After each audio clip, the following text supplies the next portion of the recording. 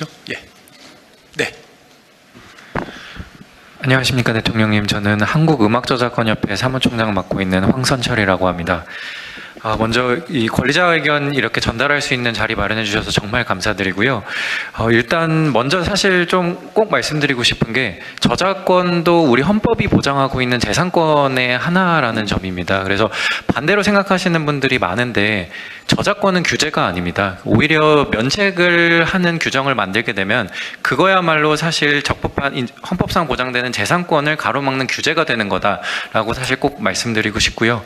그리고 아까 형사처벌 관련된 얘기를 하셨는데 사실 공정이용만 있는 미국이랑 한국이랑 법제는 정말로 유사합니다. 미국은 공정이용 조항이 일본은 공정이용 조항이 없습니다. 대신 우리는 미국과 똑같이 공정이용 조항이 있는데 우리 기업들이 조금 더 유리한 위치에 있는 거는 뭐냐면은 사실 형사적인 책임에 대해서입니다. 그러니까 우리나라 수사기관이 서구권에 비해서는 조금 더 저작권 책임에 대해서는 저희가 역사적으로 쭉 봐왔을 때 되게 조금 더 소극적으로 이제 그 책임을 인정을 합니다. 그러다 보니까 사실 이런 문제 있었을 때 조금 더 유리한 위치에 있지 않나. 실예로 들어보자면은 사실 무단으로 10년 넘게 저희 저작물을 무단으로 사용한 사업자가 있었는데 협의를 했었다는 그 이유 하나만으로 고의가 없다라고 해가지고 면책되기도 했었습니다. 그만큼 사실 지금 현상은 그렇게 그 기업들에게 불리한 상황은 꼭 아니다라는 거 말씀드리고 싶고, 그리고 이용 허락이 어렵다라는 말이 지금 계속 나오는 것 같아요. 근데 이 말씀을 또 꼭 드리고 싶습니다. 이용 허락 신청 자체가 안 옵니다. 그러니까 이용 허락 신청을 해놓고 최소한도 최선의 노력은 다 해보고 그러고 나서 그게 어렵다라고 얘기를 해야 되는데 저희 협회 같은 경우에는 사실 국내뿐만이 아니라 전 세계 거의 대부분 모든 음악 저작물을 관리하고 가사 역시 마찬가지고요. 근데 딱 2건 이용 허락 신청이 들어왔습니다. 근데 이 2건 모두 되게 빠르게 합의가 다 완료가 됐습니다.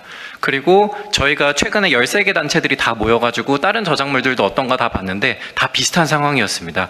저희 이렇게 모여가지고 또 한 가지 논의를 했었던 게 저희 창작자들도 발벗고 나서가지고 오히려 이용자들이 더 쉽게 이용 허락을 받을 수 있게 우리가 같이 오히려 또 노력을 해보자. 그래서 대통령님 말씀하셨던 것처럼 저희도 전례 없는 사실 노력과 이런 것들을 세계에서 찾을 수 없는 그런 사례를 만들기 위해서 정말 노력을 하고 있습니다. 그래서 꼭 저희 그 과학 기술이나 이런 얘기들이 나올 때 창작자가 희생해야 된다는 말 많이 나오잖아요.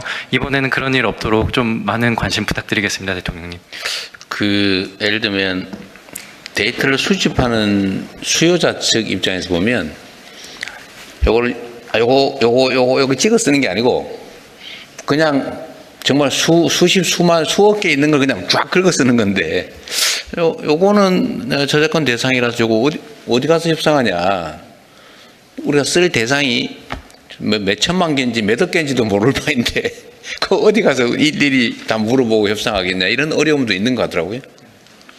그럼 그런 건 어떻게 돼요? 예를 들면 음악 저작물이라고 딱 특정을 하면 이제 음악 저작물이야 되게 이렇게 조직화되어 있으니까 이게 가능한데 그것도 뭐 수없이 무작위적으로 수집하는 데이터의 극히 일부다 라고 하는 경우는 아마 음악 저작물을 쓴다는 생각도 못하고 쓰는 경우도 있지 않아요? 타겟으로 한 경우는 이제 협상이 쉬운데 그게 아닌 경우 그냥 예를 들면 예를 들면 어떤 소리를 수집을 한다. 그 중에 예를 들면 음악 저작물도 이제 들어가는데 그 대상으로 전체 소리 종류의 아주 극히 일부에 불과한데 그럴 경우 또 골라서 해야 되는 이런 어려움은 또 있는 것 같긴 해요. 그거에 대해서 잠깐 한번 얘기 한번 해봐주십시오. 네, 사실 저희도 특히 이제 인공지능이 크게 두 가지로 나뉜다고 생각하는데 네. 하나는 특정 분야에 특화된 AI가 네. 있을 겁니다. 그런 부분들은 그런 이슈에서 벗어나기 사실 쉽습니다. 어렵지 않죠. 네. 네, LLM 같은 경우에는 저희도 어려움이 있다라고 이해를 하고 그래서 지난번에 13개 창작자 단체들이 모였을 때 그러면 통합 가격 모델을 한번 만들어 보자. 그래서 기업들도 이 이상 내지 않게끔 그래서 예측 가능하게 가격이나 이런 것들을 그래서 그런 것들을 한번 같이 만들어 보고 데이터 센터도 같이 구축해 보자라는 논의까지도 나왔고 거기에 대해서 합의도 했습니다. 그리고 사실 비슷한 논의가 인공지능 이슈 때만 지금 나온 게 아닙니다. 예를 들면 UGC 플랫폼의 가장 대표적인 UGC 플랫폼이 유튜브만 생각하셔도 유튜브에는 전 세계 거의 모든 종류의 저작물들이 다 올라갑니다. 그런데 지금 사실 유튜브는 가장 어떻게 보면 저작권을 잘 처리하고 있는 대표적인 기업이거든요. 처음에는 똑같은 이슈가 있었는데 결국 시장에서는 이게 다 해결이 되고 지금은 시장에서 아주 안정적으로 운영이 되고 있습니다. 그래서 이런 사례를 참고해 주시면 정말 좋을 것 같습니다, 대통령님. 네, 다른 분 말씀하시죠. 네, 또 우리 사회자가 뒤는 잘 주시죠. 못 보는 것 같아요. 네. 뒤쪽은 잘 못 보는 것 같아요. 뒤쪽으로 뒤에 한번 눈이 볼까요, 없어진 것 그러면? 같아요. 알겠습니다. 네. 예, 그럼 뒤쪽에 계신 분들께 네, 좋습니다. 기회 드리겠습니다. 예. 좀 전에 대통령님 말씀하신 부분 이종국 위원장인데, 먼저 말씀하십시오. 예, 이제 데이터 안에 저작권이 있는 데이터가 어딘가에 이렇게 같이 섞여 있는 경우에 그걸 명확하게 하나하나 걸러내는 게 이제 쉽지 않을 수 있다. 근데 개인정보도 비슷한 이슈가 있습니다. 그러니까 인터넷에 널려 있는 데이터를 크롤링을 해서 이제 인공지능 학습용 데이터를 만드는 상황에서도 인터넷 안에 있는 데이터 중에 개인정보가 어딘가에 간헐적으로 섞여 있을 수 있는데 그런 경우는 어떻게 하냐?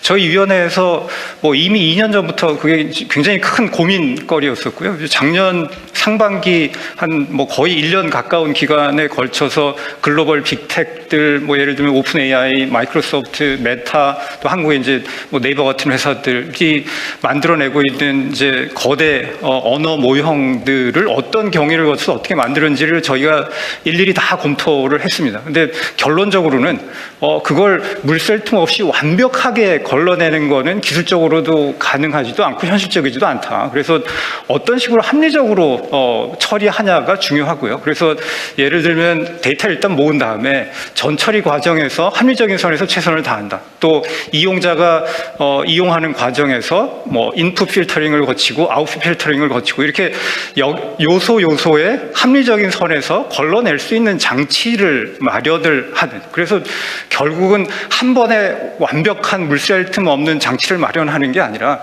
여러 단계에 걸쳐서 합리적인 선에서 노력을 하면 종국적인 결과는 100%는 아니지만 99%일 수도 있고, 하지만 합리적인 선에서 최선의 결과는 나올 수 있다. 이제 이런 식의 장치를 저희가 마련을 해서 기업 이제 업계하고 같이 고민을 해서 풀어간 그런 사례가 있습니다. 어딘가에서는 선을 그어야 될 테고, 그러면은 잘려 나가는 억울함도 있을 거고, 부당하게 살짝 이익을 보는 쪽도 있긴 할 텐데, 약간의 오류 가능성은 남겨두지만 이게 복잡하게 얽혀 있기 때문에 이걸 풀 수가 없잖아요. 예를 들면 뒤섞여 있기도 하고, 그러면 어딘가를 자르면 약간 난 손해야 하는 쪽도 있을 거고, 약간 이익 보는 쪽도 있을 텐데, 결국은 이제 입법적 결단으로 어느 선인가를 정해야 되는 상황이 되는 것 같은데, 이건 합의해서 처리할 수 있는 일은 아닌 것 같아요, 개별적으로.